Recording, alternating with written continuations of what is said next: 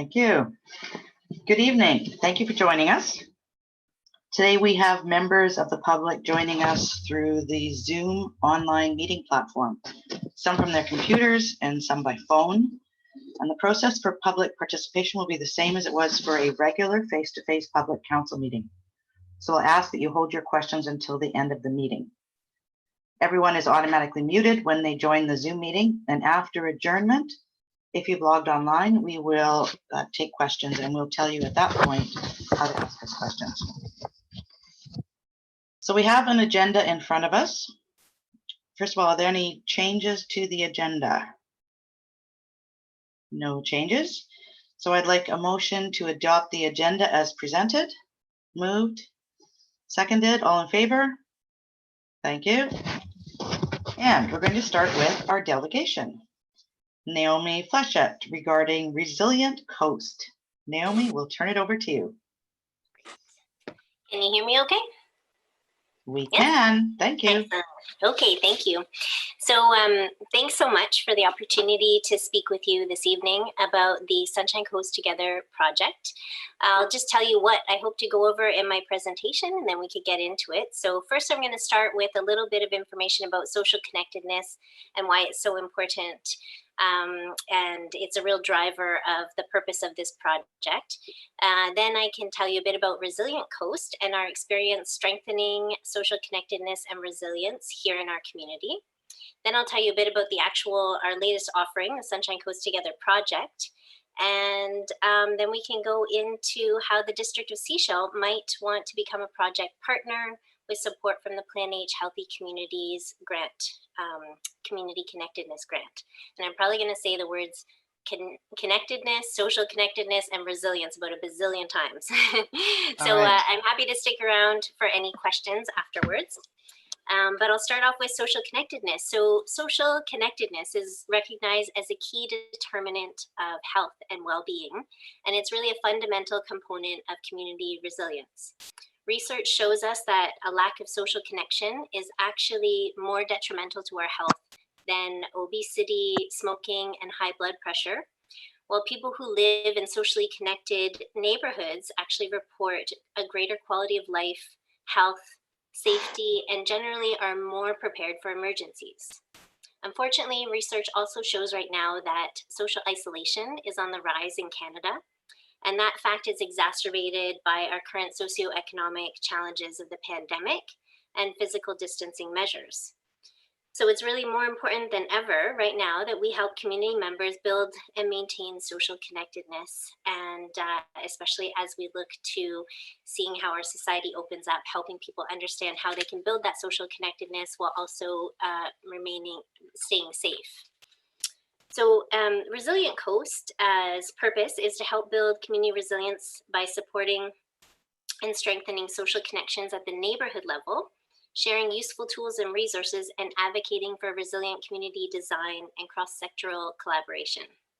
Since 2017, we've run 2 pilot Resilient Neighborhoods programs, and we've supported 17 neighborhood gatherings and projects involving over 700 residents all the way from Garden Bay to Gibsons. And one of those projects was actually in Sandy Hook. Earlier this year, we were focused on planning a social connectedness and resilience forum with support from Vancouver Coastal Health. And the purpose or the target audience was planners, developers, facility managers, and others. And the purpose was to look at how we can nurture social connectedness and resilience in the design and use of the built environment.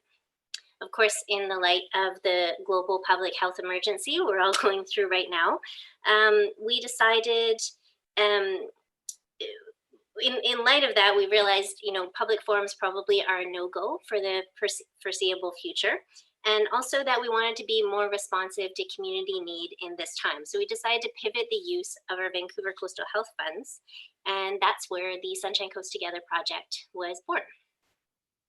So this project really focuses on amplifying our efforts to encourage and support neighborhood level connectedness and mutual aid efforts, helps us to adapt and enhance our program and resources to be responsive to the current situation. And also, perhaps most importantly, is about undertaking a social mapping of our community's emergency response with the goal of seeing how grassroots and informal mutual aid networks emerge and are integrated or not integrated with the broader community resilience ecosystem, as I like to call it. So we have a really unique opportunity right now to learn from our experience and what we've gone through over the past few months, and to help our citizens become better prepared by being better connected to each other. So though we have a really great start with Resilient Coast and the expertise we've developed over the last couple of years, the mentor relationships we've developed and we can draw on with people like Building Resilient Neighborhoods out of Victoria, and we have an extensive toolbox filled with inspiring stories and examples, offline and online tools, and the relationships we've built through the project. We really want to develop more partnerships and access more support to truly be able to offer an effective coast-wide program. So enter in the Plan H Community Connectedness stream of their Healthy Communities Grant Program. So this is a grant that is focused on supporting communities to foster a sense of belonging, connection, and cohesion to combat the long-term negative health impacts, health outcomes of loneliness and isolation. Specifically, the fund is designed to help local governments work with health authorities and community partners in multi-sectoral collaborations to achieve these ends.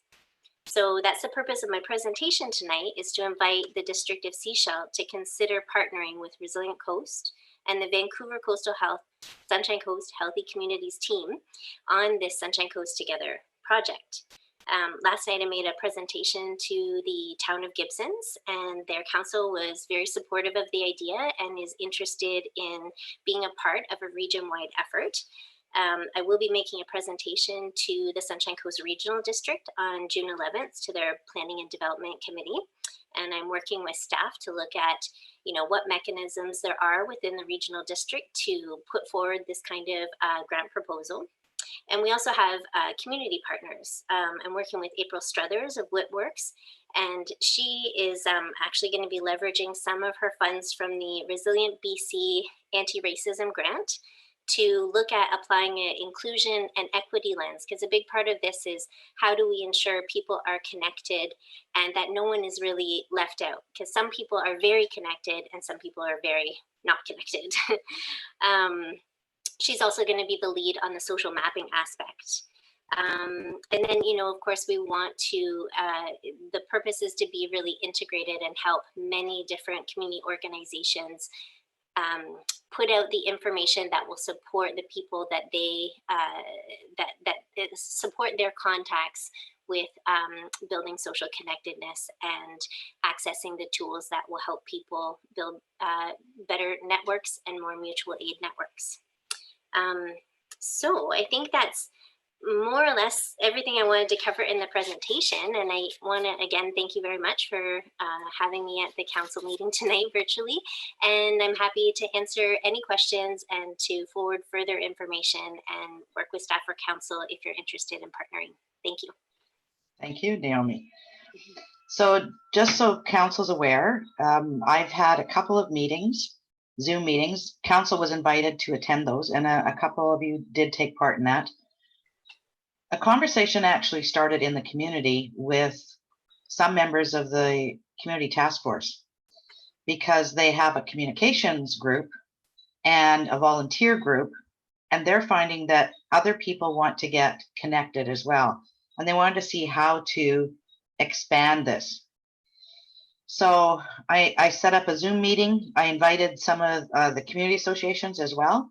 Some of them indicated that they have networks, and given Naomi's presentation here, I could see why some of them have networks, because she's actually done some work with them already.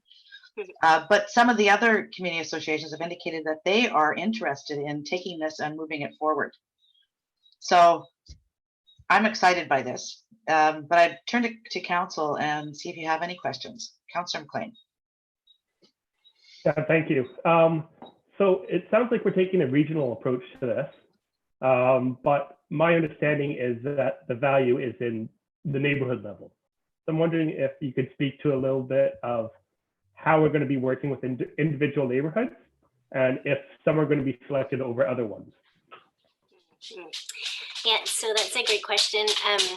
The purpose is not, like, the funding is not necessarily going directly to each neighborhood network, but rather into helping people understand and access the tools and resources they need to develop their own neighborhood networks. So it really is about sort of empowering people, doing a little bit of hand holding, telling some stories so that they see the benefits, and just helping really develop an excitement as well as an ability and increased capacity to organize at the neighborhood level. So that's the interesting intersection between what we want to do and the sort of more institutional emergency response, because what we want to focus on is how do we help people become more resilient within their own networks so that they don't have to draw upon resources at the more institutional level. They can help themselves more easily, and then you have less vulnerable people that the broader society then has to mobilize resources to help. I don't know if that really sort of answered your question, but there's nothing really in the budget that goes direct to particular neighborhoods. So it will be about spreading resources and tools and other ways of empowering people to be connected. Yeah, so I'm hearing that you're going to provide more of a catalyst, and the people who are doing the actual work need to step up for their communities. Yeah, that's right. Yeah. Perfect. Councillor Rowe? Thanks, Naomi. This probably couldn't be more timely, I would think. So in applying for grants, then would it be a regional grant if all the governments are on board? Or would it be a grant for the town of Gibson's, a grant for District of Sechelt, et cetera? Yeah, so there's different options, but basically any local government can apply for the grant. So the District of Sechelt could apply on their own, SCRD could apply, Sechelt Nation, Town of Gibson's, etc. But in talking to the funders and discussing the sort of unique situation we have here on the coast and the desire to avoid the concept that, like, if just the SCRD applied, then we would have to limit the activities to people who live within the regional district, which of course is not really how our community works. So in talking to the funders, they said that we could, and they encouraged me to help sort of spearhead or support regional governments in putting together a shared application, with the idea that then you don't have to share the 5,000, but that perhaps we could build the application where we could access, 2 or 3 of those $5,000 grants. Councillor Rowe? You're good? Okay, any other questions? All right, so one of the other pieces that has come out of this COVID-19 issue situation is Vancouver Foundation has also come forward with small micro grants.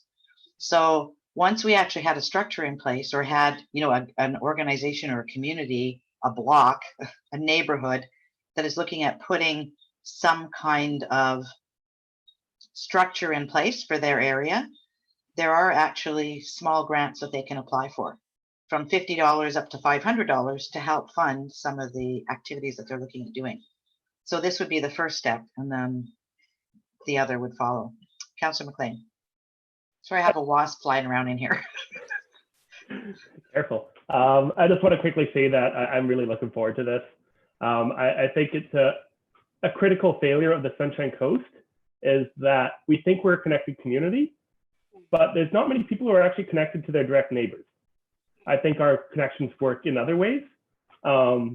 And in the event of a national disaster like an earthquake, we're going to need to rely on the people right close to us.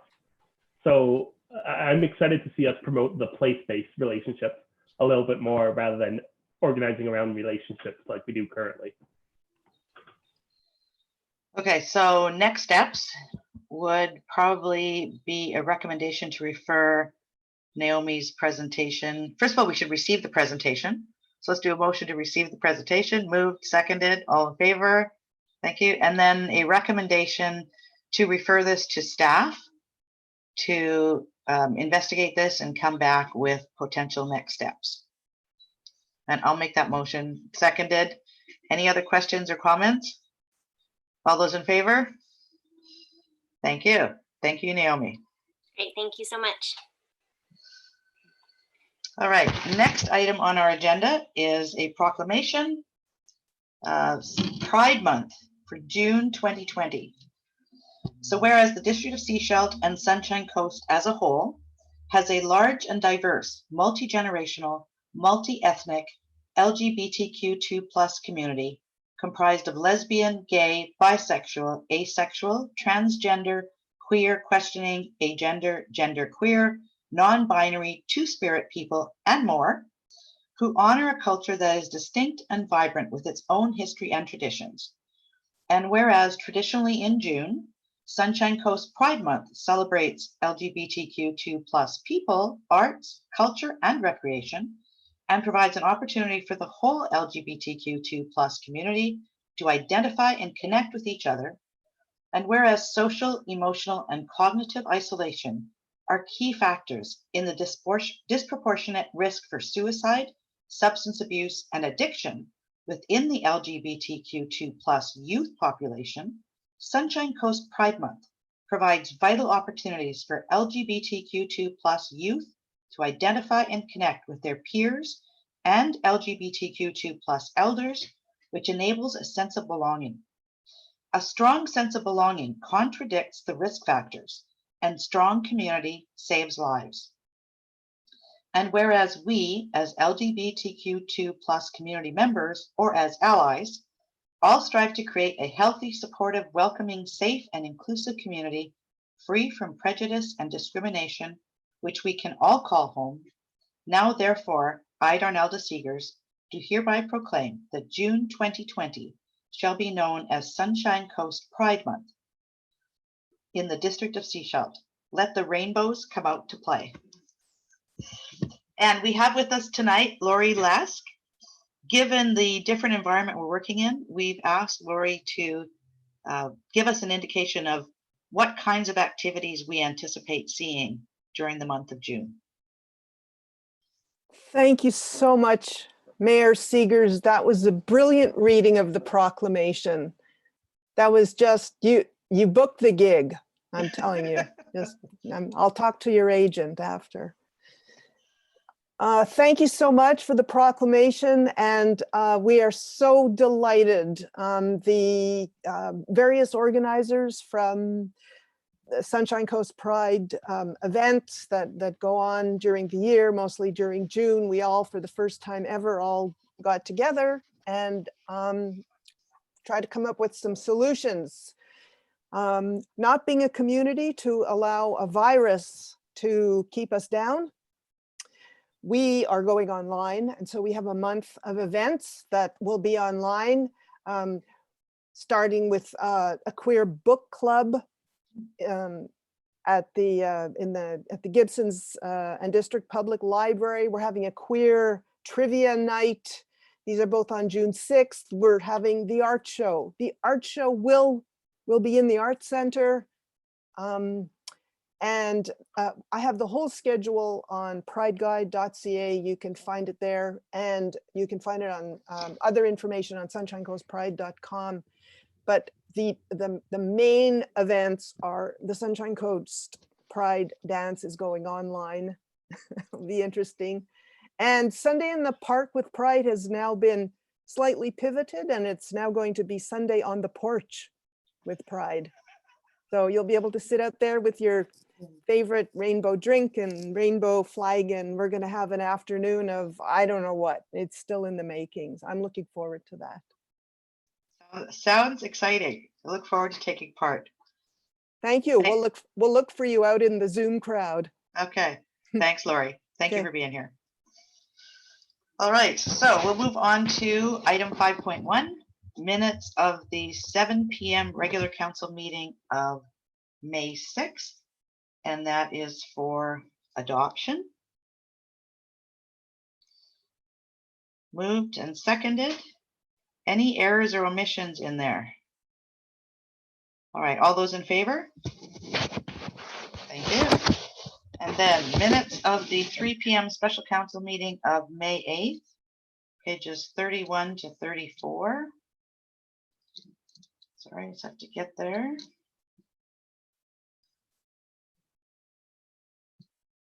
All right, pages 31 to 34. These are for adoption. Moved, seconded.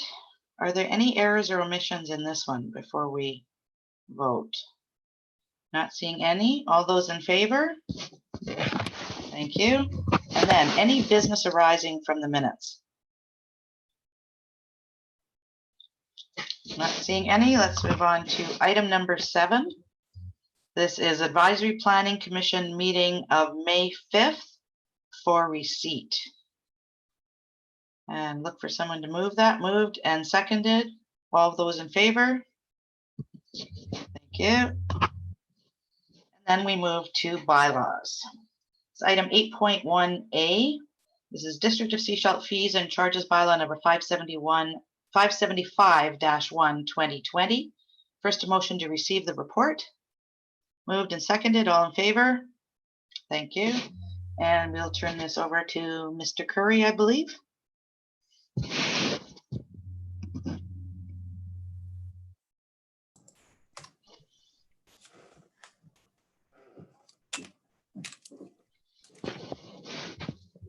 Thank you, Worship. Can you hear me okay? Yes, we can. Thank you. Okay, sorry about that. Just had a technical problem there. On May 6th, we brought forward a report to council which requested the 3 readings and adoption to the District of Sechelt Fees and Charges Bylaw 575-1/2020. At the meeting, council requested that staff return the report and reconsider the rental rates for the Rockwood building, the cost of the audio-visual rates at the Seaside building, and provide further information for the rentals postponed due to COVID. In response to council's request, staff have addressed each of the concerns. We have provided clarification of the Rockwood rates. They are at $18 per square foot, $18 per square foot, and $15 per square foot for not-for-profit per annum. That works out on average, the room sizes are approximately 100 square feet. So they work out to be about $1,800 per year per room. We've also changed the Seaside Center audio and visual equipment. We've dropped the rate to a per hour and also per day. So on the audio video equipment combined, we've changed the rate to $25 per hour. And on the not-for-profit fee, $20 per hour for the audio visual. The audio only, we've reduced the rate to $20 per hour or $60 per day for the regular fee. And then the not-for-profit rate to $15 per hour or $45 per day. In addition to the changes requested by council, we've also added a rate for tables. In the case where someone wants to rent a table that is already not located on site. So for instance, if someone wanted additional tables at the Mission Park, they would be required to pay the additional rental per table for the tables that we had to relocate from the Seaside Center. In addition, in relation to that, we've added a fee for the setup and takedown. So when required for staff time to either transport the tables or chairs and also do the setup. So when typically public works laborers are required to do setup, we've added a fee which would recover the wage for their time. And one other request that had come up was the Rockwood building rates being too high. And the current rate for the Rockwood is $275 to rent the complete house and the outdoor park setting. We're recommending that rate be moved to $300 per day. So that includes the full use of the entire building and the grounds. And so we're requesting to bump it up by $25. And the regular rate for essentially commercial use would be $400 per day. Both of these rates are rational considering the cost of the rooms when you add up each of the rooms individually, when you have to rent one by one, whether you rent the kitchen, the meeting room, and some of the additional areas, this is actually a reduction of the rates combined. The last request we have as one of the recommendations is that staff requested all the rental cancellations that have occurred due to the current closures of facilities be provided the option to reschedule the same rate as the original booking.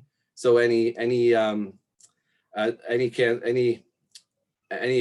have to ask to rebook during the month of June until we decide when we open, they would be provided the existing rate as of before the bylaw has been established. So they would not be seeing a rate increase based on the result of something outside of their control.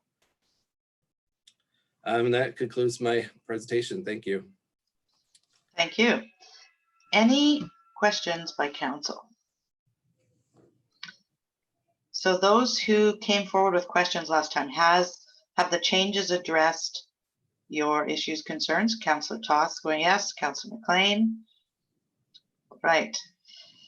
So if there are no questions, there are two recommendations. One, that the District of Sechelt Fees and Charges Bylaw number 575-1/2020 be read a first, second, and third time and adopted, and that council honor all bookings made prior to the COVID-19 closures that have signed rental agreements with paid deposits at the existing facility rental rates.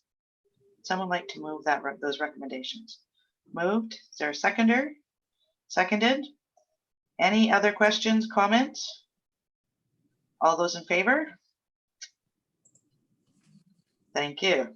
So we'll move to page 43, item 8.1B. This is the bylaw. So this is District of Sechelt Fees and Charges Amendment Bylaw number 575, I keep wanting to say it wrong, 575-1/2020, a bylaw to amend rates, fees, and charges for District of Sechelt municipal services. And I'd look for someone to move first reading. Moved first reading, seconded, all in favor? Thank you. And second reading? Moved, seconded, all in favor? Third reading? Moved, seconded, all in favor? Thank you. And adoption? Moved, seconded, all in favor? Thank you very much. Moving on to item 8.2, page 45. This is Septage Disposal Fees Amendment Bylaw number 483-4/2020. First, a motion to receive the report. Moved and seconded, all in favor? Thank you, and back to you, Mr. Curry. Thank you, Your Worship. At the May 6th, 2020 regular council meeting, council adopted the septage disposal fees amendment bylaw 43-3. Since the bylaw adoption, we have identified an error with the conversion from the imperial gallon to the liter and the cubic meters on the septage disposal fee schedule. Staff, myself, inadvertently converted with the US gallon when it should have been the imperial gallon. The imperial gallon rates on the bylaw are accurate. However, the liter and cubic meter conversions have been corrected on the bylaw presented today. Thank you. Thank you. Any questions here, Mr. Curry? All right, so there's a recommendation that we read first, second, third, and adopt Sechelt Septage Disposal Fees Amendment Bylaw 483-4/2020. And that's moved, seconded, all in favor? Thank you. So if we move to the bylaw 8.2B on page 48, this is District of Sechelt Bylaw number 483-4/2020, a bylaw to amend District of Sechelt Septage Disposal Fees Bylaw number 483/2009. Look for someone to move first reading. Moved, seconded, all in favor? Thank you. And second reading? Moved, seconded, all in favor? Thank you. And third reading? Moved, seconded, all in favor? And adoption? Moved, seconded. Did you want to comment, Councillor Toth? I just had one quick question that I actually meant to bring up during the report. Okay. Given that we're metric and Canada's been metric for so long, how come we even still refer to gallons in our septage bylaw?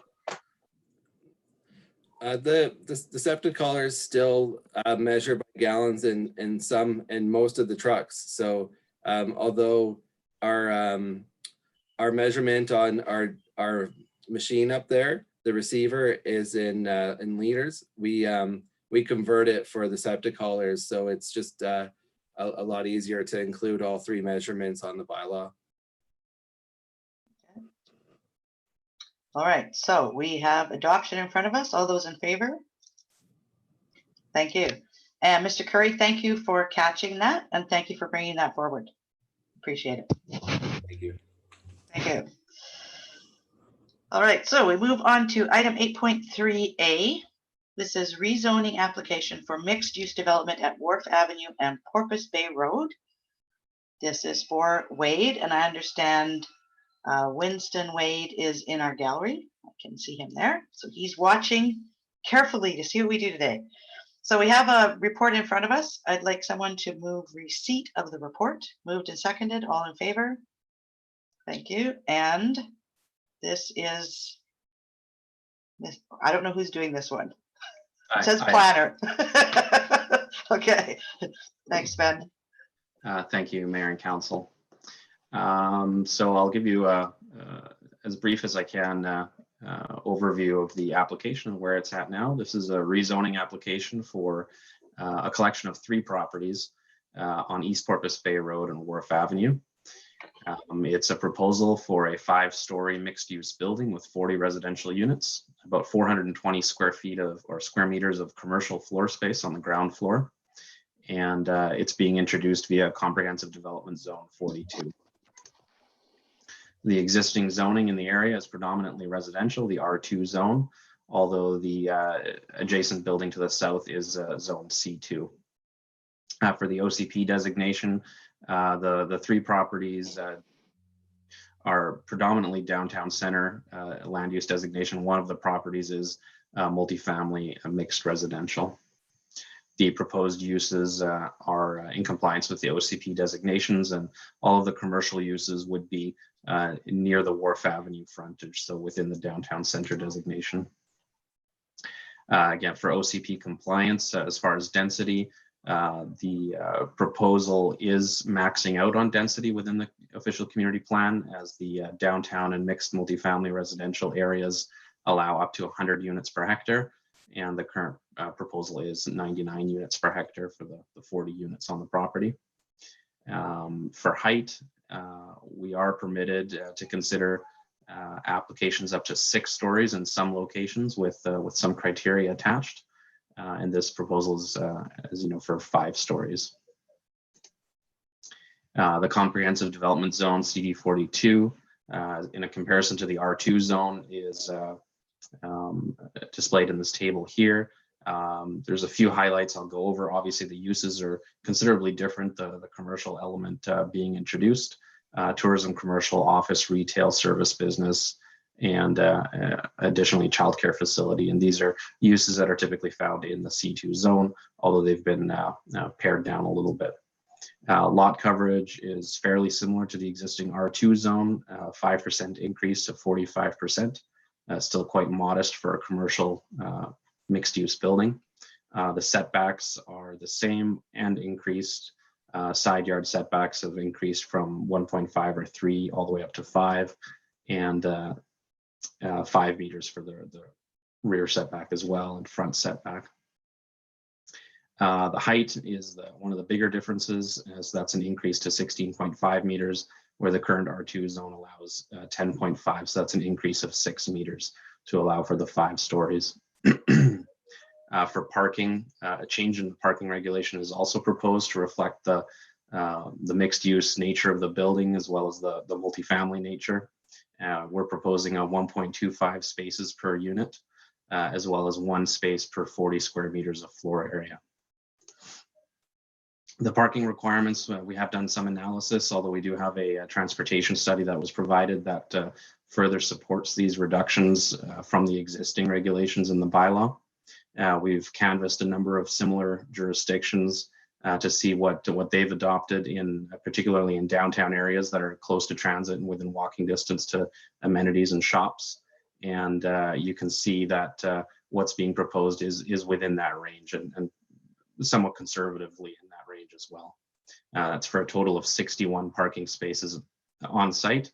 The majority of those would be underground parking spaces, one level of underground parking being proposed, as well as 6 on off-street parking spaces that are on the surface level of the property.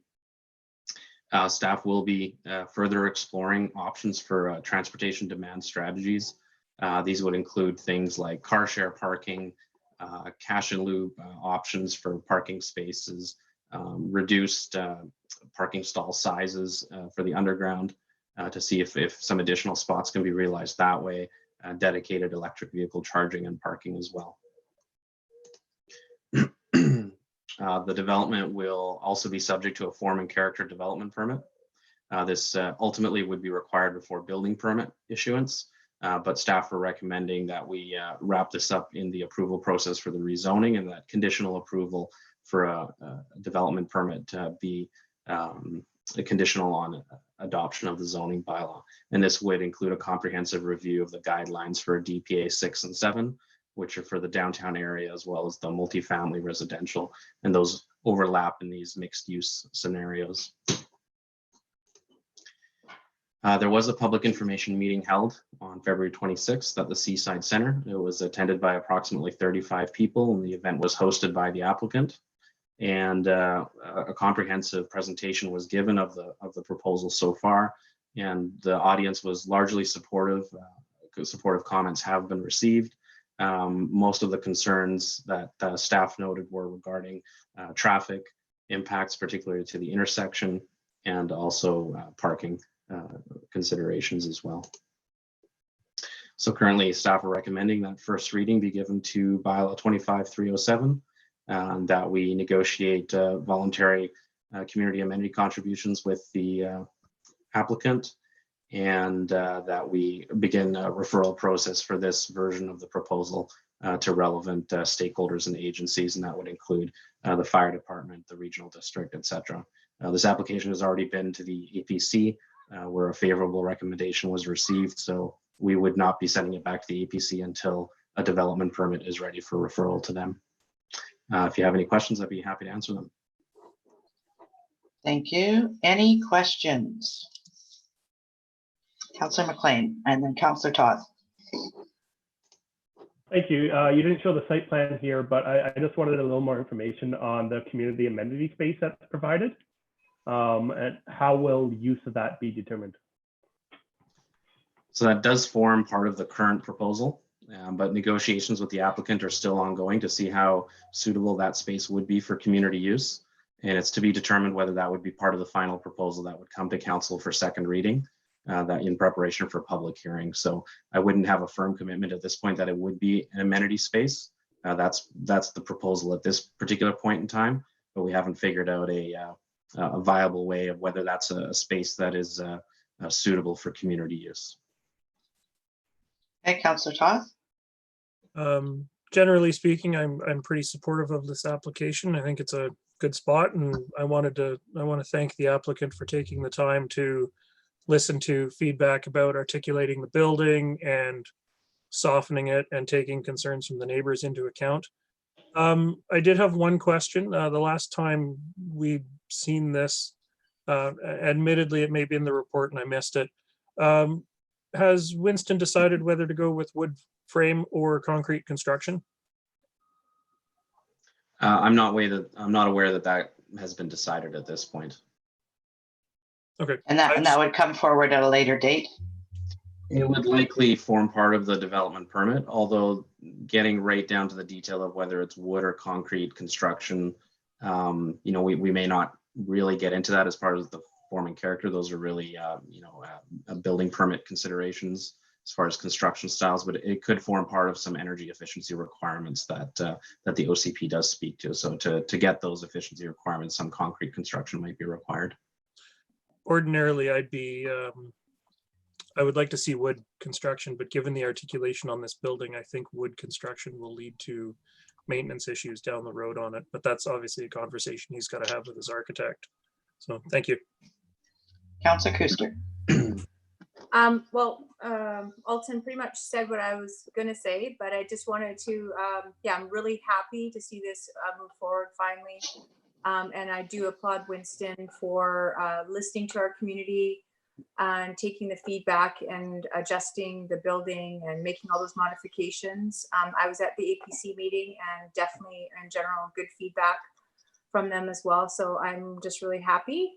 We to support this type of density in our downtown core, and I'm happy that this is coming forward today. So thank you. Thank you.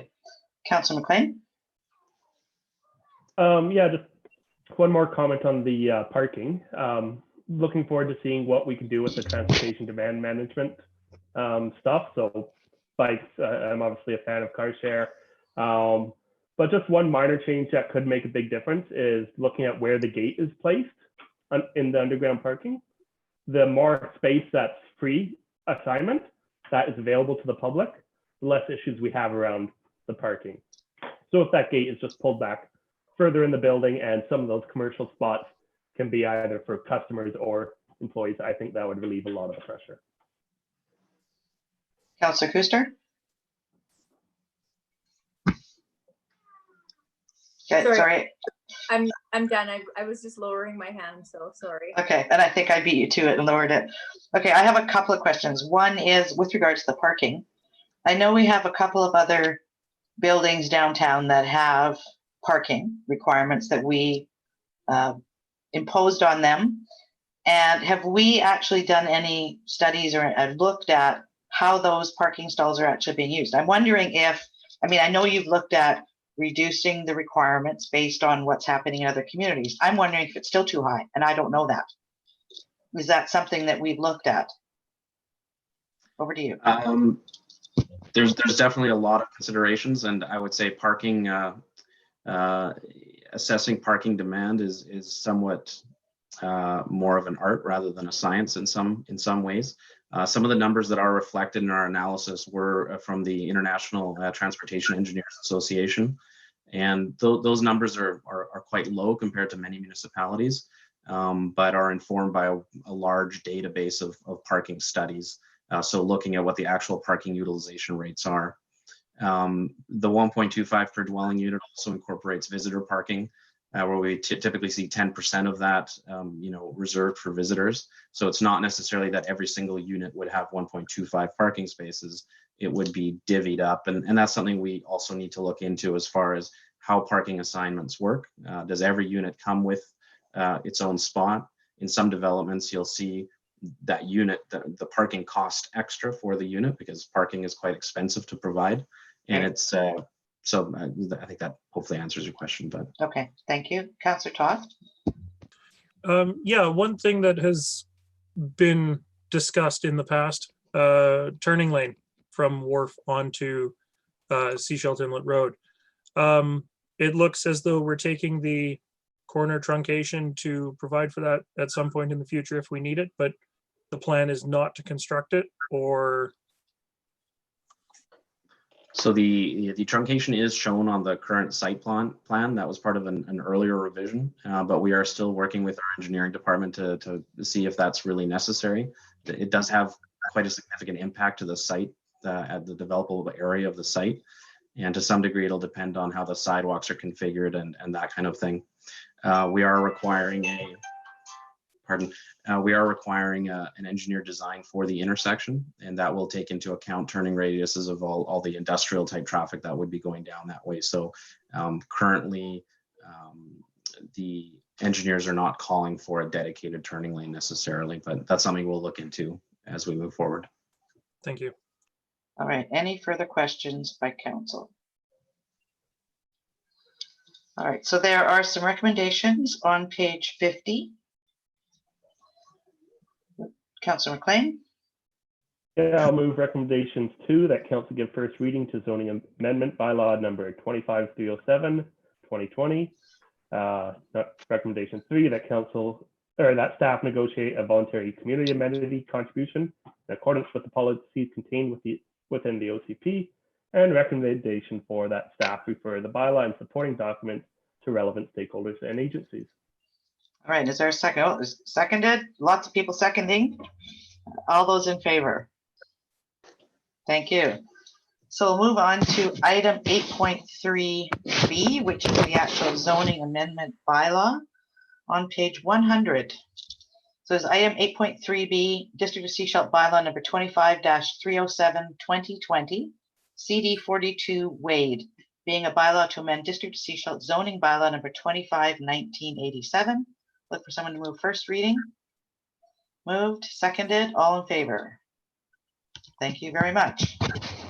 Thank you, Mr. Wade. Look forward to next steps.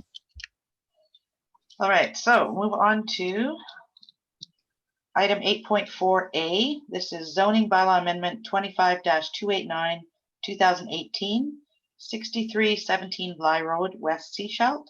Look for a motion to receive the report. Moved and seconded, all in favor. Thank you. And Mr. Hall, over to you. Thank you, Mayor and Council. I'll just speak quickly to this application.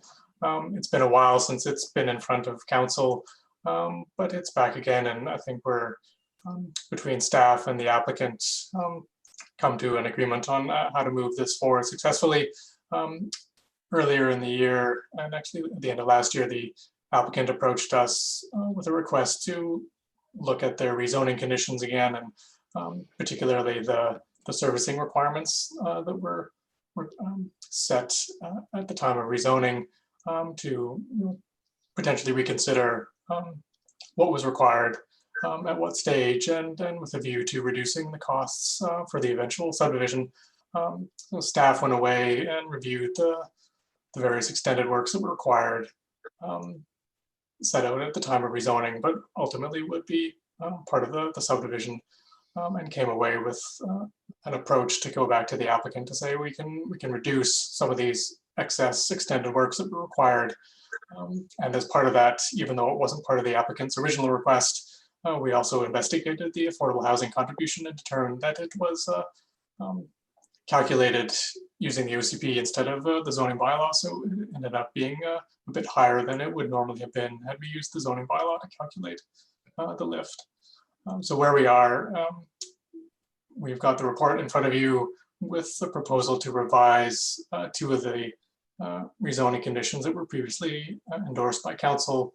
One is that there's a reduced cash contribution going from about 101,000 down to 82,000. And then for the extended works that were required previously, there was a number of works to the west of the property, about 63 meters long worth of road works that has been removed as a requirement for this application. The property that fronts on that area also has further subdivision potential. So when that property develops, they would take care of those works anyway. The remainder of the works are only to the east of the property going into the intersection. So those are relatively small in comparison. So what we would do is for the rezoning, change the other conditions so that a covenant would be registered on title in advance of the zoning bylaw that would secure those works as part of the future subdivision. So in order then for them to come back to have the zoning bylaw adopted, they'd have to pay the affordable housing contribution and have the covenant registered. And then council could consider the zoning bylaw for adoption, and they could proceed with a subdivision application. Pursuant to that, we're also looking at the opportunity for council to consider waiving the public hearing. The Local Government Act does allow council to consider waiving a public hearing under certain conditions which are spelled out, where a zoning amendment is considered consistent with the official community plan. So in this case, staff feel that this application is consistent with the official community plan. Obviously, if the rezoning application was proposing to amend the OCP, it wouldn't comply with that provision of the Local Government Act. But in this case, the property is designated residential in the OCP, and this is a residential rezoning, not changing any land uses, merely rezoning for the purposes of changing the minimum parcel size for subdivision. So it is viewed as very consistent with the OCP in this manner, and it gives us the opportunity to consider waiving the public hearing. There would still be an advertising period. There's a required notification period, when the district waives a public hearing. So there's still an opportunity for the public to comment, but it does allow the application to move forward without holding a second public hearing. So if you have any questions, please let me know. Okay, so just to clarify, this has already had a public hearing Yes. for this previous proposal. Yes. You're looking at making some minor changes to that. And there's no change to the OCP. So we are allowed to waive the requirement for the public hearing. And so you're recommending we do that. Yes. Okay. Any questions by council? Councillor Toth. The servicing or the road works that are going to be necessary. I'm just looking at the map on page 104. So that what they had to do previously was from Kensington to Mills, and what you're looking for approval tonight is from Carnaby to Mills, basically. Is that, have I got that basically right? There was everything to the west of the western edge of the property is now off the table. That would be the proposal. So there's the default works required for the Mills Road frontage, sorry, the Bly Road frontage. And then there's a small section from the eastern edge of the property to Mills Road as an extended work. That's still part of the requirements, but everything to the west of the property along Bly Road for about 63 meters, that would be removed. So we would be relying on a future subdivision of both Lot C and Lot 1 to complete those roadworks, correct? Yes. Okay, thank you. Thank you. Any other questions by council? All right, so there's some recommendations on page 103. What would you like to do?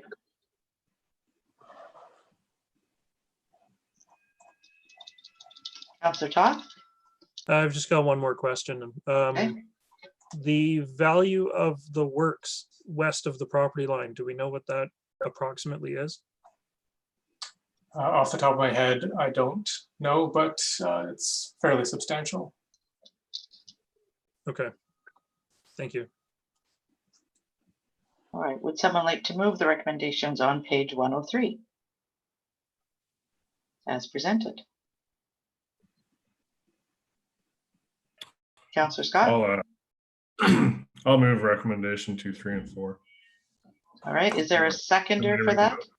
Sure, go ahead. Lot to read. Okay, recommendation 2, that council rescind third reading of the zoning amendment bylaw number 25-289-218. And then recommendation 3, that council endorse the following as revised conditions of the rezoning application, replacing those as described. Number 2018-12A-3 regarding community amenity contributions. Under A, that a cash contribution in the amount of $82,400 for affordable housing be paid to the district prior to adoption of the zoning amendment bylaw number 25-289-218. Item B, that section 219 covenant be registered on title of the subject property that restricts any subdivision development or building until the following works are completed or incorporated into a signed servicing agreement. The extended Bly Road improvements constructed to an urban local half road standard from the subject property east to the center line of Mills Road. And then recommendation 4, that council waive public hearing for zoning amendment bylaw number 25-289-2018 in accordance with section 464, paragraph 2 and 467 of the Local Government Act. There you go. Good job. Is there a seconder for that one? Seconded? All those in favor? Thank you. So we'll move to the actual bylaw on page, item 8.4B on page 108. District of Sea Salt bylaw number 25-289-2018, Everbright Ventures. A bylaw to amend District of Sea Salt zoning bylaw number 25-1987 by rezoning a property at 6317 Bly Road from R3 to R1. And on the second page of this, we're looking for a motion to rescind third reading. Moved, seconded, all in favor? Thank you. And then a motion to waive public hearing. Moved, seconded, all in favor. Thank you. All right. Item 10.1, street patios. So motion to receive the report. Looking forward to this. Moved, seconded, all in favor. Thank you. And community planner. Mr. Hall, I think, is this you or is this, oh, it's, no, Marina? Okay, over to you, Marina.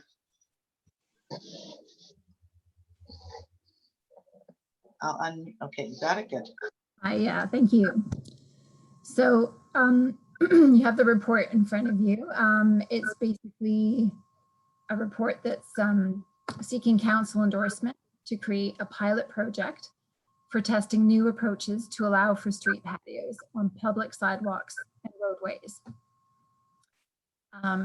Allowing for street patios is really driven by two main things for us at this time. One is forwarding goals of the official community plan that are related to downtown revitalization, creation of more pedestrian-oriented, lively streetscape in the downtown core, and things like promoting active transportation and slowing motor vehicle traffic in certain areas. The second is the impacts of the COVID-19 pandemic on many of our local businesses, especially ones which are based on like more in-person connections and social contact, such as restaurants, cafes, and even some retail stores, and which have been, for the most part, shut down since mid-March. So as the provincial public health measures are gradually being relaxed, how can the district adapt our use of public road and sidewalk space and our processes or bylaws in meaningful ways to help our local businesses adapt and survive through this? We are seeing that cities around the world are really coming up with innovative ways to repurpose public road space to better support businesses and to allow people to move safely, to help them to queue up on the streets, have space to dine or shop. So yeah, the report's there. The recommendation is to create a pilot project. Maybe some of the questions that could be considered are things like, what areas should be included in the pilot? Should it be just the downtown core where a lot of our revitalization goals are focused, or should it be broader than that? Would we possibly even designate an entire street or a lane for pedestrian only dining or shopping? Should we limit it to just the food industry for street patios with or without liquor licenses? Or should we pilot street sales at the same time? Should this be something that's seasonal, or could we consider all year? The pilot would presumably go for about, I'm thinking a year, but that's also up for discussion. Would we charge fees? And then there's still that option that has come up for years, really, of creating a design to transform a stretch of Cowrie Street as a pedestrian-only environment, and incorporating street patios and sidewalk sales as a pilot to test its functioning on a temporary basis. So I'll pass it over to council to discuss. Okay, so you're basically coming to us to say, are we in favor of a pilot project? So all those things you outlined, we had all those questions down. Is it going to be just restaurants or other stores? Is there going to be a partial road closure? Is it just seasonal, etc.? So as part of the pilot, you're looking at actually exploring all of those various things that you've outlined to see what works here, what doesn't work here, how effective it is, that kind of thing. Is that the proposal? Yeah, I think most of those questions could be piloted. The approach we could take is, I'm thinking something like we prepare a guidance document. There are a lot of other models out there for smaller street patios, and we could create a list of criteria that have to be met. Things like safety, not impeding traffic flow, that some of our design guidelines for the downtown area are appropriately implemented. And then any business that might want to explore this option could contact staff. We could do a site visit, discuss some ideas on site, what their plans are, look at any constraints that might be obvious, and discuss possibilities, because this is really about finding a way to make it happen. They could present their application, we issue a permit for 1 year or less as appropriate, or we deny the permit based on what the evaluation is. And then all along we're taking notes on, what worked, what didn't, and we're collecting important statistics that can help us evaluate how well it worked.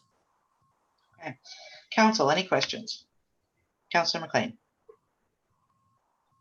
Yeah, so I think the devil is in the details here. I'm presented with a lot of options here, and what I'd love to see is some recommendations. But maybe a good starting point would be to understand what is prohibiting this right now. So take, for example, if a restaurant wants to put a patio in their private parking spot, is that prohibited, and what prohibits that? Yeah, we do. Right, we do have some zoning bylaw considerations. There are things like parking spaces for off-street parking. They're supposed to be used only for motor vehicles. We have numbers of spaces that are required. Those are different for the downtown commercial, like the downtown area. So if it's not a structure, then, there's lot coverage considerations in the zoning bylaw. And then if it has railings and it's considered a structure, then we're starting to get into building bylaw. We do have, those are probably the main ones, but we've also got other bylaws like the Parks, Lands and Roads temporary rental bylaw, number 480. And there's also a highway and parking bylaw.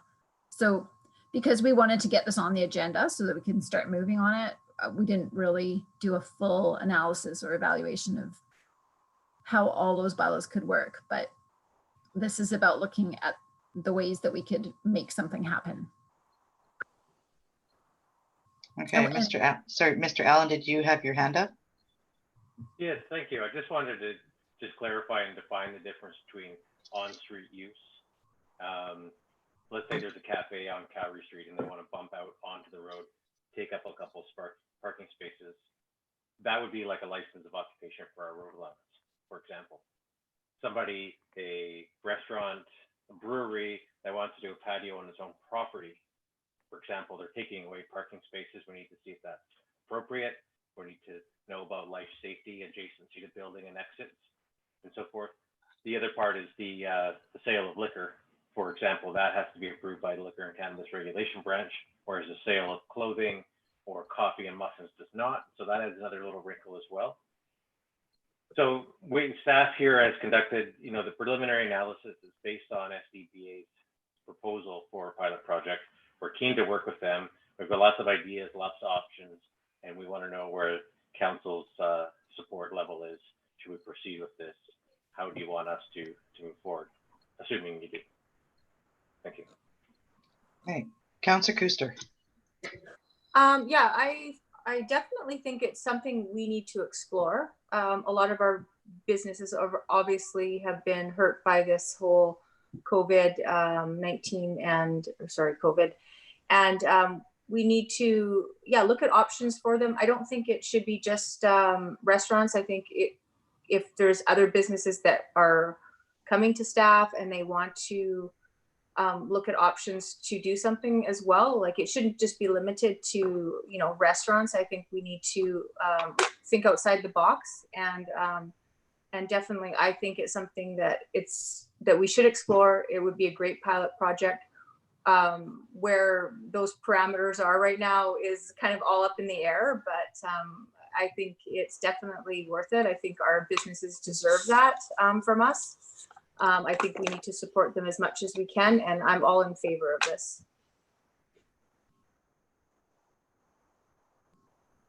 It's all right, Councillor Toth.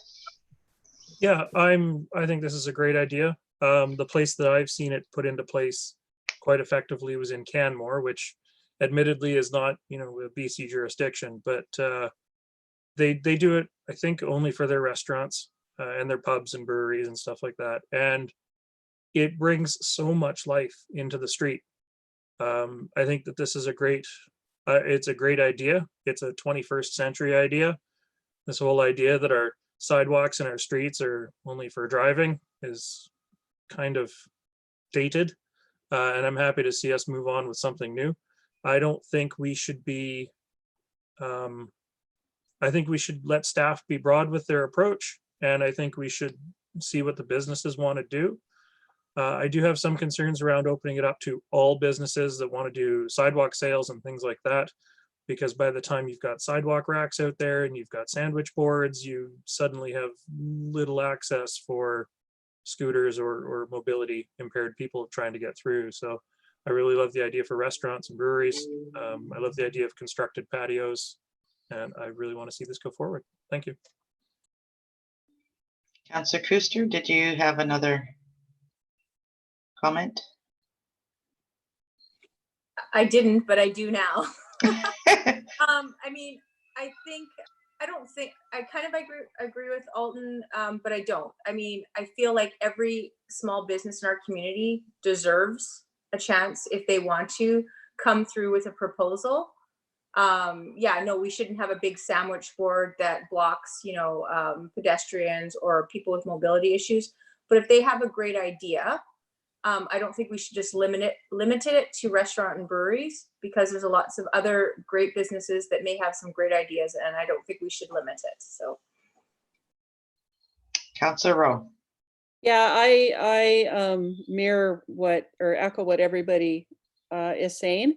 And I'm not sure until business comes forward, they probably have great ideas that we haven't thought of. So I wouldn't limit it to restaurants at this point. I'm also open to the idea of pedestrian only sections downtown.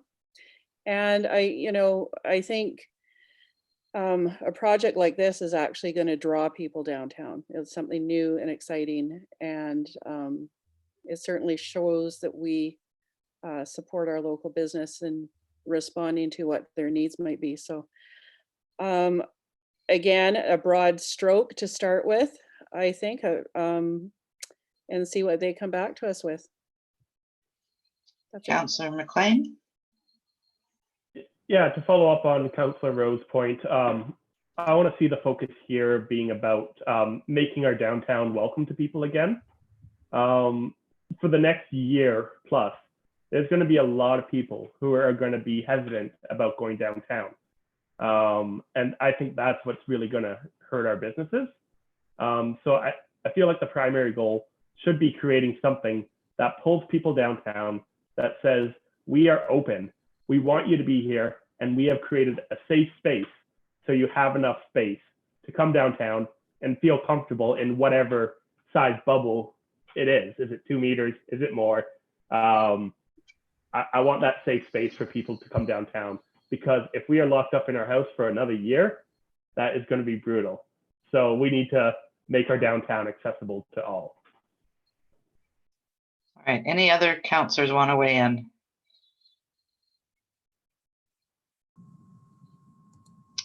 Okay, I'm going to just say a couple things. I know we have bylaws, we have policies, we have building codes, we have all of those kinds of things. We have, highway bylaws. I'd say, you know what? Let's make it happen, and keep track of what the impact, like what bylaws, etc., would need to change to make whatever results work be able to be replicated. So I think probably the one thing we're going to have to look at is ensuring that there's safe passage, whether that's on the road, whether it's, down the sidewalk, wherever it is, and then just open it up to whoever and come back and tell us how it worked. I'd be okay with that, all of it. One of the things I've been reading, and I mean, I think we're all aware of this, is with the COVID-19 impact on particularly restaurants, but other businesses as well, Restaurants are typically designed so that they need 100% capacity in order to make a living, to actually, ensure the viability of their business. With this right now, they're going to be at 50% or less. And if we want those businesses to survive, I think we need to do everything we can on our side to help them with a different model. I know we've already received a letter since the agenda was published. We've received a letter from Jeff McKee indicating that Vancouver Coastal Health is in support, and they're willing to work with us on this. So I know that we're not the final say on some of these, particularly those for restaurants and those with liquor licenses, etc. We're not the final say on that. It will be up to the Ministry of Health to work with us on that. Ministry of Health to work with us, health officer. So it looks like they're leaning that way. Let's see what we can make happen. Mr. Allen. Yes, thank you. I just wanted to point out we will come back with further detail. There is an application on file. You'll see an application for a patio for a private business on private property very soon in the next upcoming agenda or two. When we get onto the roads, there will be license of occupation requirements or agreements, whether it's free or not. I mean, these are things that council will ultimately have to decide. We could get very creative and say, let's close carry on the weekends, in a hypothetical sense, right? But we'd like to see what the Downtown Business Association wants to do as well, so that they can form a part of this vision and this plan and empower the district to really cooperate, rather than us just come up singularly with a plan. Here's what we're going to do. So basically, we appreciate the support. We're keen to get working, and we're going to try and balance the specific individual applications with a broader sense of what SDPA and the community might like to do as well. And we'll be reporting back with specific license of occupation requests as we move forward. I attended the Downtown Business Association meeting this morning, and obviously this came up for discussion. And I said, subject to what happens tonight, if council approves this, then they were asking me, like, so what are you going to want to see? And I said, well, that's not going to be up to us. You need to come forward with some proposals. So depending, and we're going to be taking a vote here shortly, but if we do move something like this forward, they have some work to do to come back to us. And then you would be working with those and bringing recommendations to us. Sure. And we were trying to predict which businesses this might apply to. I mean, SDBA must know. They've spoken to their members. They've written a letter. They've encouraged this. So rather than staff and or council predicting which businesses might take advantage, let's engage SDBA and the merchants and so forth to come up with ideas for particularly downtown. But noting that there are restaurants in Porpoise Bay, Davis Bay. So we say, like, downtown may be the focus area, but it doesn't have to be exclusive. And Marina elaborated upon that in the report. Right. All right, Councillor Kuster and then Councillor McLean. Okay, so I was just going to say, if COVID has taught us anything, that we can't operate in our status quo. We have to look outside the box, and how we do business and move through our daily life has changed, and we definitely have to look at different opportunities. And so I was going to move recommendations 1 and 2, but if Alton has something to say first, that's fine, or I can move them now. Well, how about if you move them and we'll second them, get them on the floor. So moved. Okay. Is there a seconder? Seconded. Okay. And then Councillor McLean had your hand up. Yeah, thank you. So this is getting ahead of ourselves a little bit, but assuming the vote passes, should businesses reach out with their proposals, or do we want to establish that framework first? And who wants to take that, Marina or Andrew? Well, we have had one business reach out to us, and if we say now, hold on, we're working on something, and we don't get finished working on something for 2 months, then that's an opportunity lost. So try and manage both best we can. Okay, so I'm going to take that as a yes. And a yes to what? Yes to reach out, and we'll figure it out as we go. You bet. Oh, Marina, sorry. I guess Okay, that's Marina, Mary's go job. ahead. Go ahead. In the time since the report went on to the agenda, I have been collecting some approaches from other areas. So we do have some guidelines, a checklist that we can start with. We have a rough idea of the types of materials we'd want people to use, and it's really just working through some of our bylaw requirements. And I think the best way to do that is to have individual businesses contact us, and maybe we'll put them on a list and just kind of go through them and just get going on it. Okay. Councillor McLean, did you need to say something else? You want to say something else? I do, but I'll let the CAO go first. Okay. Andrew? Sorry, yeah, I'm just a little bit concerned about the timing of all of this. For this to be effective, it's got to happen over this summer period. So which is sort of now, so when it starts getting a little cooler in September, October.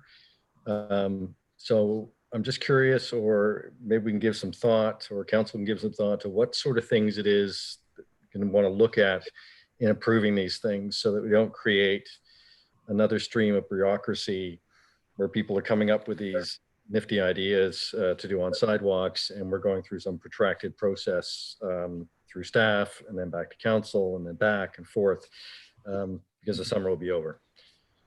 And I kind of thought the original idea was just to go with a pilot project and try some things out and see what happens, as opposed to getting caught up in a lengthy approval process. So I just wanted to put that out there. Do we know sort of what this approval process is that we're concerned about from a council standpoint, so that staff can try and streamline this before it bogs down?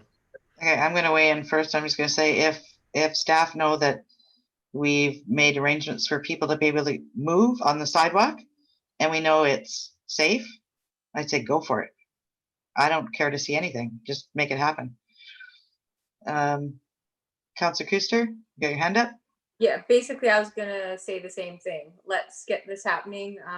Less, bureaucracy. Let's just get it moving for these businesses, because right now is the time that they'll be able to utilize this and help them out. So yeah, I totally agree with you. Come and tell us after what you did. Councillor McLean and then Councillor Toth. Yeah, so similar sentiment. Number one priority is make sure that the sidewalks are clear, and that people can get by. And then number two, that it's done in some kind of fair process. I'm not too worried about the parking impacts, as long as we limit it to a pilot project. Councillor Toth?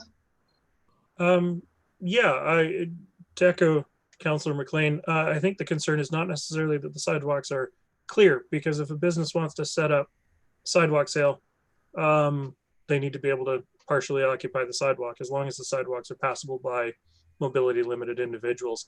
I think this is one of those great examples where, as a council, we get together, we vote on something, we say, staff, make it so, and give us a report at the end of the season.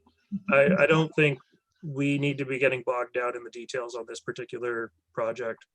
I think our staff are more than capable of figuring it out and being flexible. Mr. Allen? Yeah. Thank you. Comments noted, and staff has certainly taken note to that. I will say, subject to any further announcements from the province, the Liquor and Cannabis Regulation Branch still expects us to run a process for review when it comes to taking alcohol and serving and putting it even in a parking lot. If it changes the terms of a liquor license, there's still a standard review procedure for that. So that could be different than other types of sidewalk uses. So we're juggling the two the best we can. Okay, and I think that's something that we've brought up, and I can bring up again when we have our call with the minister, to say that, if we're moving something like this forward, we are looking to have the other orders of government or jurisdictions or legislation, whatever, work with us in as timely a manner as possible. Councillor Rowe? I can't remember what I was going to say. Well, we can come back to you. Pretty much. I agree what everyone's saying. I think as so long as we look through a lens of safety and bringing people downtown. So It's really that attraction piece, like what Matt was saying, because that's really what's going to help the businesses is we can fill those seats for them. So I'm happy to, I don't want to any sort of micromanage this kind of pilot project. I'm totally have confidence in staff to go do what they think might work. Okay, Councillor Kuster, you have your hand up again. Oh, sorry, I didn't lower it, but yeah, I'm totally, just like I said before, totally support this. So let's get this going. All right, Councillor Scott, Councillor Lamb, did you want to say anything? Councillor Scott? There we go. Yeah, no, I say let's go forward with this, get the pilot done. Let's take the path of least resistance. If we can't do it with alcohol this year, we'll set the stage for next year, and that's when we close Calgary to one way and all sorts of fun stuff. So let's get going. Okay, Councillor Lamb. God, we could have had one-way streets 5 years ago, 6 years ago. But no, I like it. I like everything I'm hearing. You know, staff, we've got a good staff. They can work with the business, the businesses on the street and give them as much support as we can and keep it, keep it modest. Don't bury them in fees and whatever. So yeah, no, it's all good. All right, we have a recommendation on the floor. Is there anybody else who wants? Councillor Toth? Sorry, last thing I That's promise. okay. That's okay. The one example that I know, Canmore, restaurants that don't serve alcohol tend to use the parking space patio itself for additional dining. Restaurants that serve alcohol tend to divert the sidewalk onto the constructed patio and keep the alcohol serving area attached to their restaurant. So depending on how liquor control is willing to play, that may be a mechanism for businesses depending on whether they serve alcohol or not. All right, any final comments? All right, so we have a recommendation on the floor that council authorize staff to develop a street patio pilot project with input from the Sechelt Downtown Business Association and other stakeholders. All those in favor? Thank you. All right, staff, have some fun with this one. Let's move on to reports from councillors. We're going to start with councillor reports. Councillor Lamb, you were the last one here, so you get to go first. I was way ahead of you guys. Where am I at here? Screen on. So I attended the Scredo meeting on May 11th. And anyways, yeah, okay. So one of the things we're finding here on the coast with the applications for support for small business is that most of the, I shouldn't say most, a lot of the small businesses don't have good bookkeeping skills. And it makes it hard for them to apply for grants. You know, they pay their employees in cash and do things like that. So it makes it harder for the businesses to apply for grants. Anyways, the Scredo's also been working with the Sunshine Coast Community Society.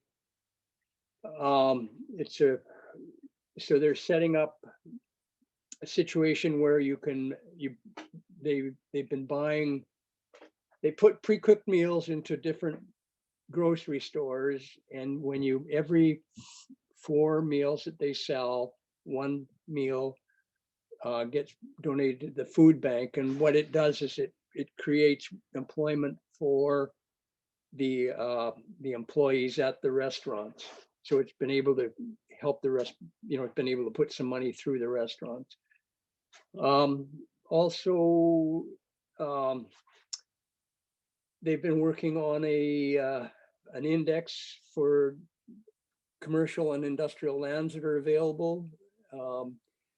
And they're looking at hiring a consultant to put this list together. And so it would be, so if somebody wants to bring a company from out of Vancouver to Sechelt, is there property available? You know, what kind of amenities does the property have?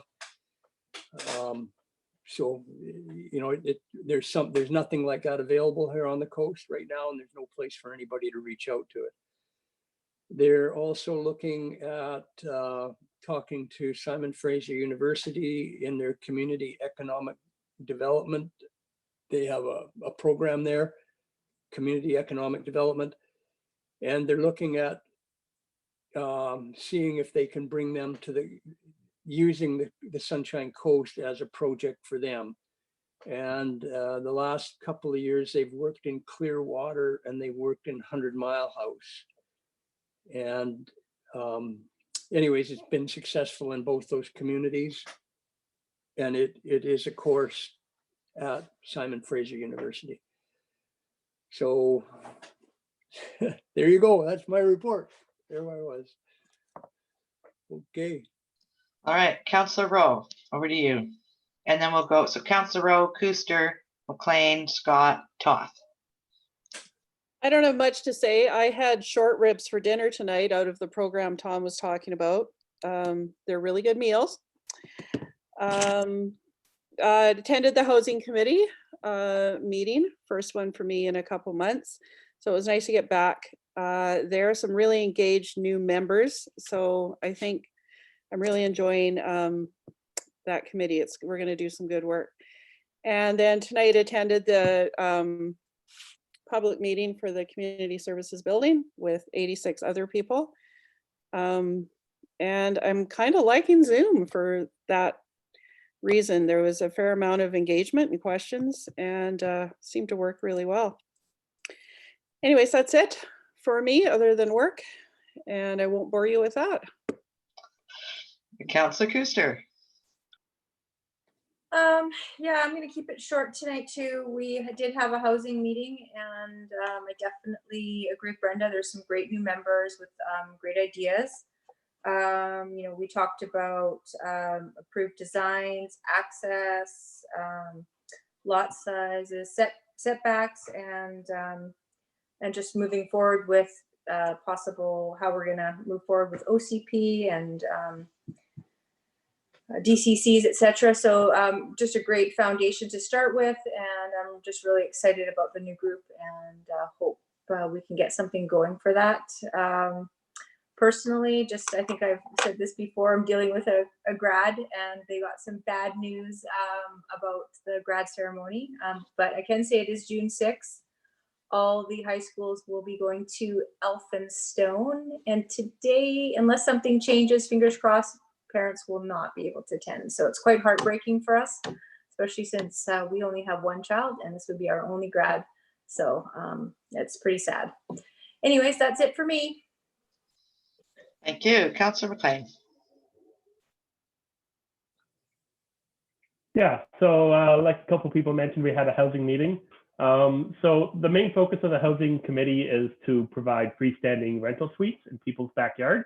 So it's a form of soft density and trying to get more rental suites on the market at a market rate. I talked to planning staff and hopefully they'll have a follow-up on the request that council had a couple months ago about some potential OCP amendments and changing the requirement for the development permit to build these things. So I'm hoping to hear back at the council level on that pretty soon. And essentially, once we have that, then we're going to start looking at, get a better understanding of the DCCs that are applied to these things and what would be fair for that. And then we're going to loop into the zoning bylaw review process to see what the committee would like to see in terms of freestanding rental suites as part of the zoning bylaw review. So that's kind of the big picture over the next 6 months kind of vision that we have for the committee. More short term, I'm going to be working on an application guide to build the auxiliary dwellings on your property. So to make the process as clear as possible for people. And the goal that we're really trying to focus on with the committee is make it as simple as possible to build something on your property that will increase the rental housing market. So that's Housing Committee. The last thing I want to do is I'm hosting on behalf of Voice Lab a conversation with our MP, Patrick Weiler, about stimulus funding.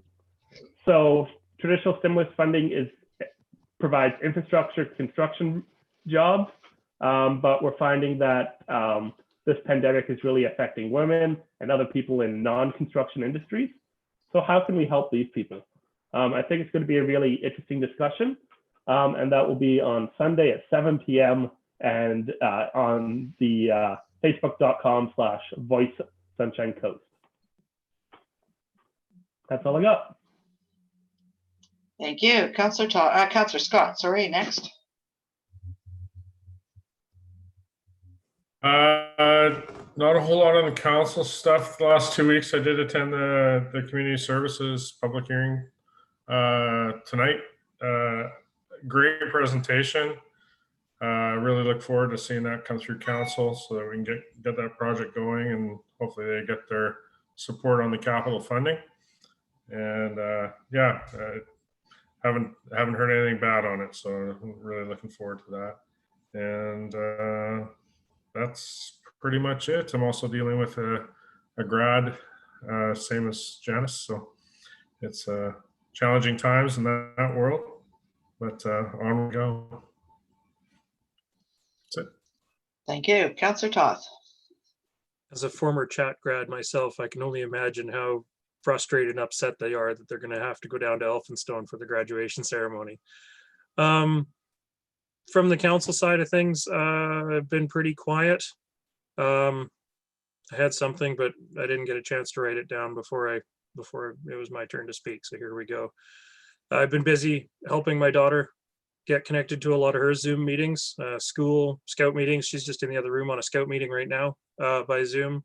Art class. The teachers did a drive-by parade through all the neighborhoods a couple days ago. Also trying to get caught up on yard work before it gets too hot out. So yeah, like I said, not too much council related for me in the last couple of weeks.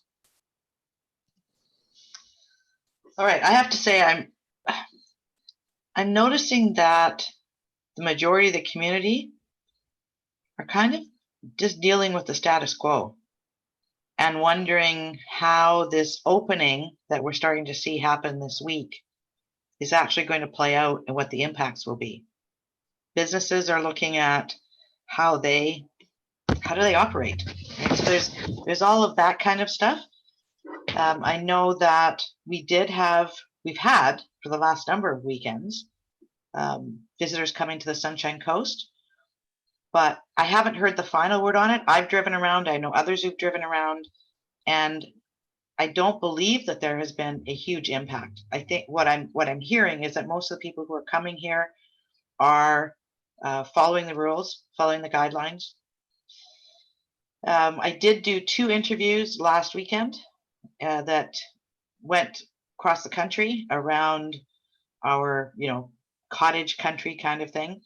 And then we got booted out of the top story by school opening. So they probably won't be talking to us much about that anymore. It'll be about school opening and what happens with that. So we'll see what happens. What else have I done? The community action team has kind of resurrected itself and started having meetings again. They had to kind of go on a hiatus as well with the COVID-19 and because we couldn't have meetings. So that's kind of coming up again. Housing Advisory Committee has been talked about.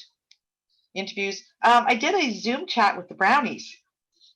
That was kind of cool. They were, wasn't great turnout. We're going to do it again, but they were asking a few questions. It was quite interesting. Sunshine Coast Community Forest AGM. I know we had a few of our council members there. And what else have I got? Open house, the council meeting. A couple of things I wanted to mention. One of the things that two things actually. Sorry, I write that down.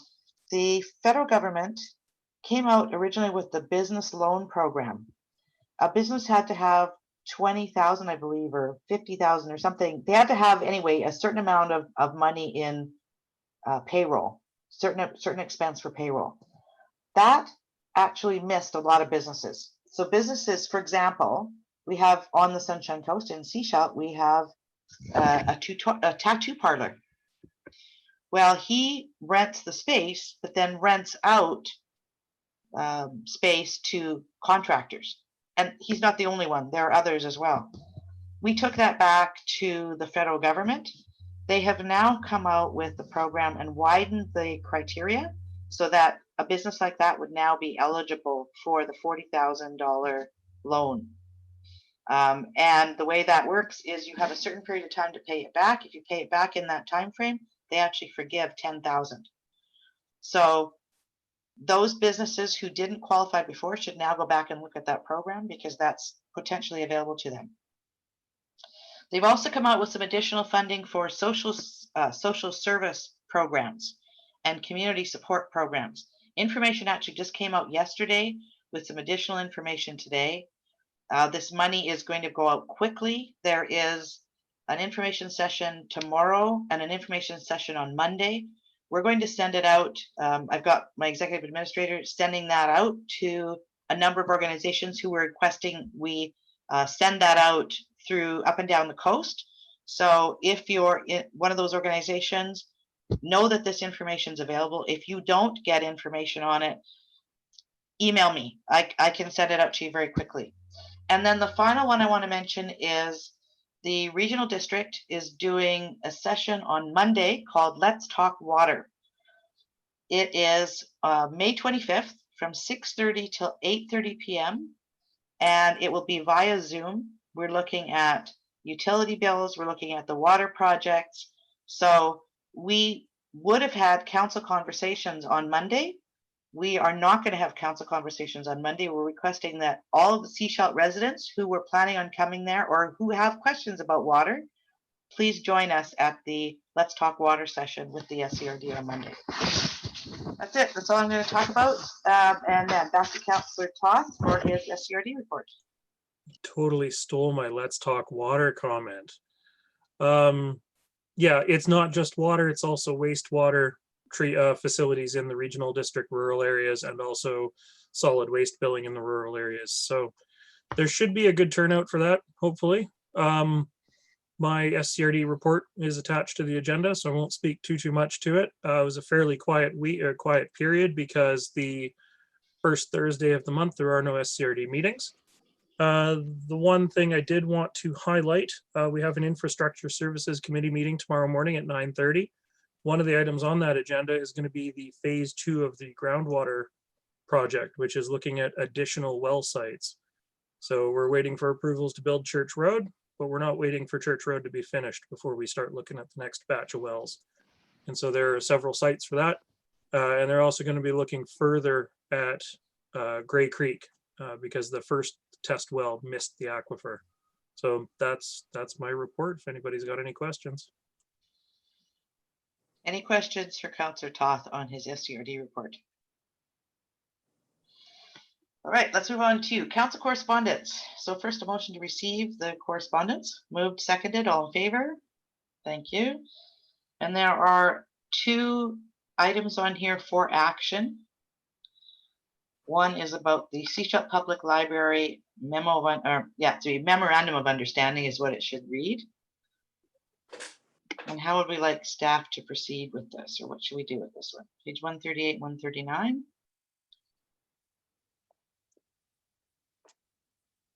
Councillor McLean.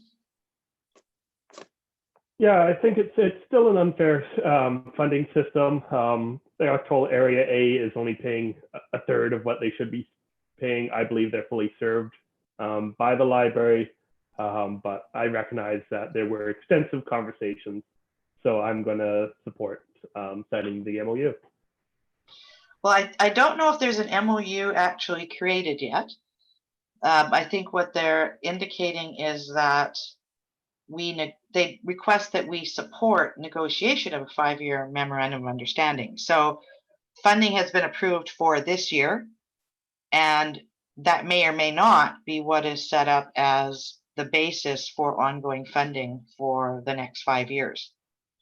So I think what you'd probably want to say is that we request that staff work with regional district and the Sechelt Indian government districts, I think, yeah, in negotiating a new 5-year memorandum of understanding for library funding.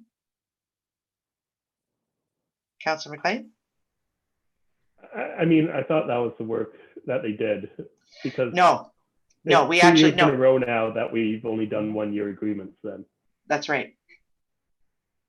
That's right. We need our 5-year memorandum of understanding.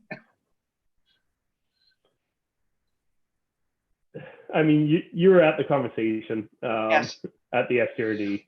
I don't want to push it too hard. Mhm. I think Councillor Toth wants to say something. Councillor Toth?